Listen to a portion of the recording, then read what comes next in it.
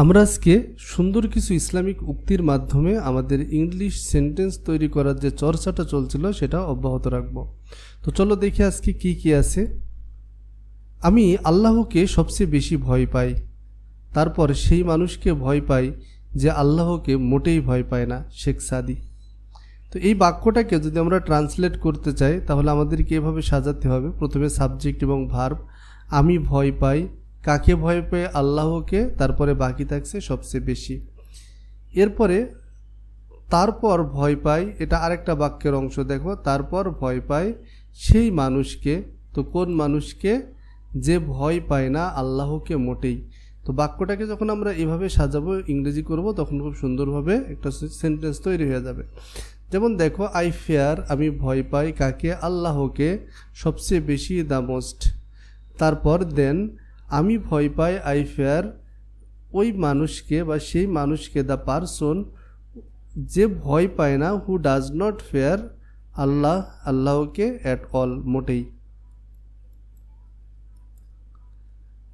আল্লাহর ভয়ে তুমি যা কিছু ছেড়ে দিবে, আল্লাহ তোমাকে অবশ্যই তার চেয়ে উত্তম কিছু দান করবেন। হযরত মুহাম্মদ সাল্লাল্লাহু আলাইহি সাল্লাম।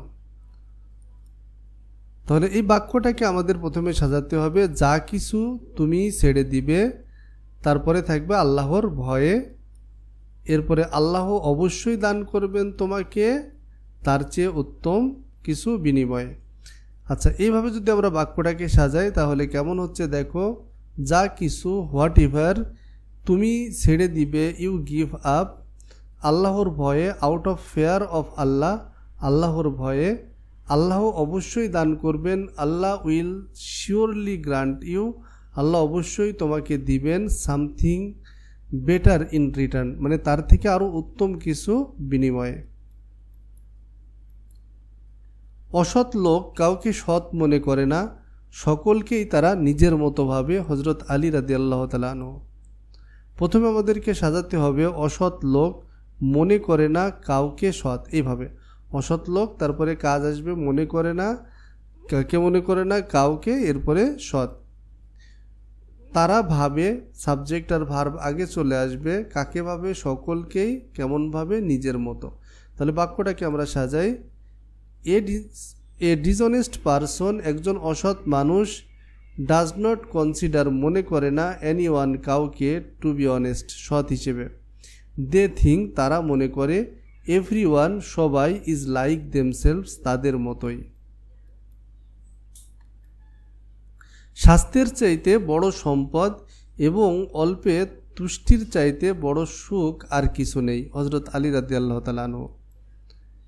কিছুই নেই, এটা আগে বলতে হবে, বড় সম্পদ, তারপরে হবে স্বাস্থ্যের চাইতে, এবং কিছুই নেই বড় সুখ অল্পে তুষ্টির চাইতে। তো এইভাবে আমাদেরকে বাক্যটাকে সাজাতে হবে। দেয়ার ইজ নো, মানে কিছুই নেই, গ্রেটার, বেশি ভালো, বড় সম্পদ, গ্রেটার ওয়েলথ, বড় সম্পদ, স্বাস্থ্যের চাইতে, দ্যান হেলথ।